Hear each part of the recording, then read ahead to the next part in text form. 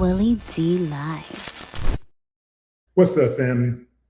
We got a reporter who called Donald Trump, your president, a liar to his stinking face.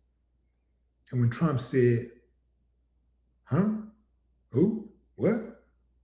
He doubled down. Yeah, fam. Check it out. This is classic.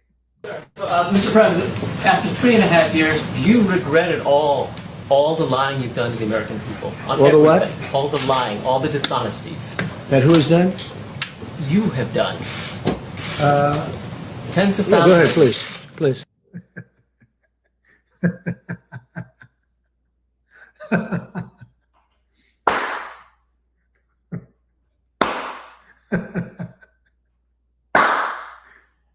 I ain't got no problem with that.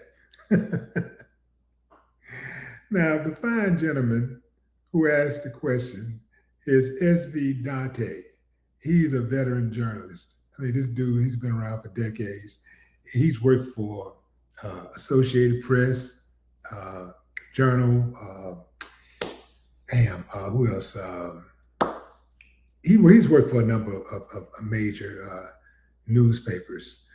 I think at the time he was working for the Washington Post. Not was it the Washington Post? I can't remember, fam. Anyway, Huffington Post, that's who he was working for. He was working for the Huffington Post at the time. And now this was during a briefing at the White House in 2020. So this guy called Trump out early on. And if you notice, this had to be 2020. It had to be an earlier date because the Donald Trump today is a whole lot different than what he was in 20. Once he realized in 2020 that, after he got out and he got away with that insurrection and he could get away with much more and he got back in office, at that point he said, okay, I'm going to go crazy on that. Now, they thought I was off in my first term, watch this. And he turned up. So now he just straight up kicked the reporters out. He talked to him bad. You're the failing Huffington Post. Yeah, low ratings. He would have went on one of those type of tangents. It wouldn't have been that smooth. If you notice what he did in that case is something he'd rarely do, is he just ignored him. He just got a question he didn't like, and he just, what, next. He would never do that today. Today, now that he knows he can get away with it, he'll straight up be like, your mama, you're stupid, you're dumb, your ratings are down, they should fire you, if I were you, I'd be careful, that type of stuff, that's the type of stuff he do today. But, Donald Trump is a liar. Everybody knows he's a liar. I do believe that Trump do really, really know that he's a liar, but he's been lying so much, his default is lie. And so, how sometimes people can lie so much that they start believing their own lies. And it just becomes who they are. They go into default online. Remember when, who was that? Ted Cruz. Ted Cruz back in 2017, I think it was what primary was that? Could have been, it was the Indiana primary. I can't remember, fam. But it was one of those primaries where Ted Cruz said of Donald Trump that you can hook Donald Trump up to a lie detector in the morning and ask him questions and he would pass. He said you can hook him up again at noon and he would give you a whole new set of answers and pass. And then you could hook him up again at dinner time. And again, he would pass. He'd give you entire different new answers, and he would pass the lie detector test because he truly believes in the lie. See, he don't just tell the lie. He don't just sell the lie. He invests in the lie. He really believes in the lie. And so does his minions. So does his Trumpettes. So does his constituents. They believe in the lie. It's absolutely amazing the way he's been able to pull that off. I've never seen it done in history.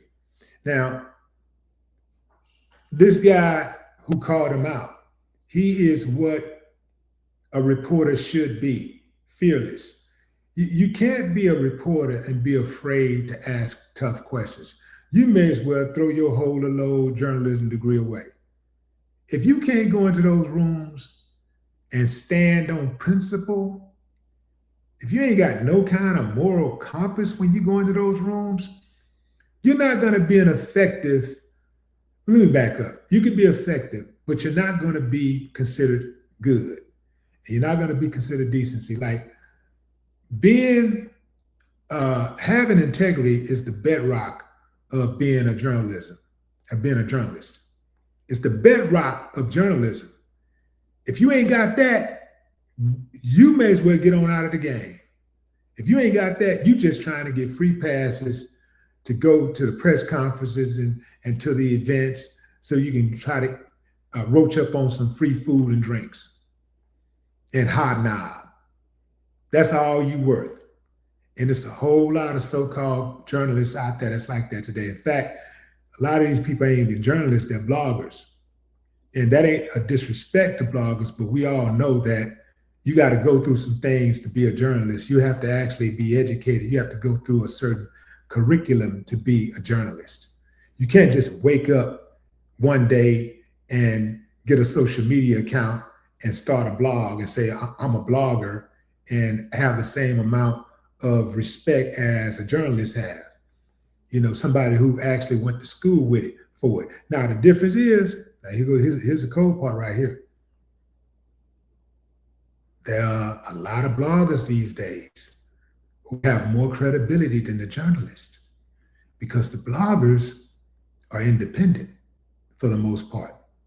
So they're not owned by anybody. So their narrative isn't controlled. So, and many of them don't get to be in those rooms you know, the White House, the press room at the White House. Many bloggers will never get that chance. So they're not tied to that connection. They're not tied to any loyalty to the president or the White House or the staff, whatever. They don't have to worry about all of that type of stuff. So they can literally like act independent. You know, they can be independent with their opinions. Whereas these guys who get these checks and are told where to go, who to report on, and who have their stories edited so that those stories are consistent with the outlook of the organization that they work for, they're not going to have the same type of power. Every reporter should report like that. Every reporter should let their nuts hang like that. These reporters should have each other's backs, knowing that if he can do it to this reporter, he'll do it to you. So imagine if every time Trump said, I'm going to dismiss, if he decided he was just going to dismiss a reporter, and all the reporters just said, you know what, I'm leaving too. Well, we're not coming. Nobody's going to report on you. None of us are going to report. One of his favorite things to do is stand in front of that mic and gloat and tout. It's one of the best favorite things that he has going. Take that away from him and he's empty. He loves the idea of commanding the room and everybody's listening to him and bowing down and kissing ass. He loved that. Take that away and he has nothing. So all the reporters have to do is just not cover him. If all of them stuck together and stood for something, then they wouldn't find themselves in the position they're in now where they're scared as hell to ask a question. There are literally thousands of reporters out there who would like to be in the position that Mr. Date was in, but they'll never be able to be in that position. But I can guarantee you they're rooting for him when he said that, because he said what they wanted to say. He said that what many of them did not have the courage to say. And even more of them don't have the courage to say it today. Ain't that something, man? You would think that the institution would get stronger, but it's getting weaker because you have weak individuals who are running these institutions.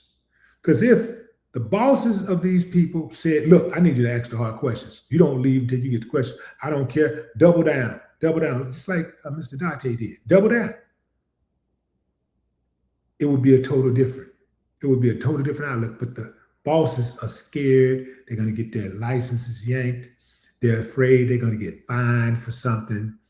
They're afraid that he's going to somehow figure out a way to jack their taxes up or something.